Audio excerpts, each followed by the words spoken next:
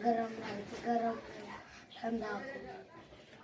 तो तुम्हारा क्या कहना है, इन बच्चों का कहना है कि ठंडी में जब हम नहाते हैं तो पानी गर्म लगता है, और जब गर्मी में नहाते हैं तो क्या लगता है, पानी ठंडा लगता है। तो आओ बताते हैं कैसे होता है, बैठो तुम। तो तुम सबका यही कहना है कि गर्मी में जब हम लोग नहाते हैं तो पानी क्या लगता है, क्या लगता है, ठंडा लगता है, और गर्मी में जब हम लोग नहाते हैं तो क्या होता है, पानी गर्म लगता है, गर्म लगता है। ऐसा नहीं है, ठंडी में जब हम लोग नहाते हैं तो पानी गर्म लगता है, और गर्मी में जब हम लोग नहाते हैं तो पानी ठंडा लगता है। और ये क्यों लगता है उसको हम बताते हैं।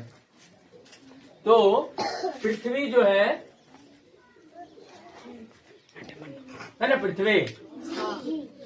पृथ्वी के अंदर का तापमान, ठीक है, पृथ्वी के अंदर का तापमान 15 डिग्री सेल्सियस होता है। कितना होता है, 15 डिग्री सेल्सियस होता है, ठीक है। और सर्दी में और जो तापमान होता है, यानी कि तापमान जो है सर्दी में क्या होता है, सर्दी में तुमको जो पानी गर्म लगता है वो क्यों लगता है, सर्दी में यानी कि यहाँ का जो वातावरण होता है, ठीक है, वो होता है तुम्हारा 3 डिग्री सेल्सियस या 4 डिग्री सेल्सियस या 5 डिग्री सेल्सियस। तो इसके कारण ये जो पृथ्वी के अंदर का है क्या होता है, पृथ्वी के अंदर का जो तापमान होता है 15 डिग्री होता है। कितना होता है, 15 डिग्री।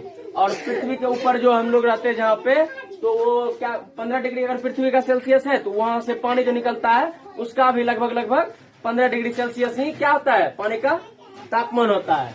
तो उसी प्रकार से ये जो पृथ्वी के ऊपर जो पानी आता है तो वो हमको क्या लगता है, गर्म लगता है। क्या लगता है, गर्म लगता है सर्दी में।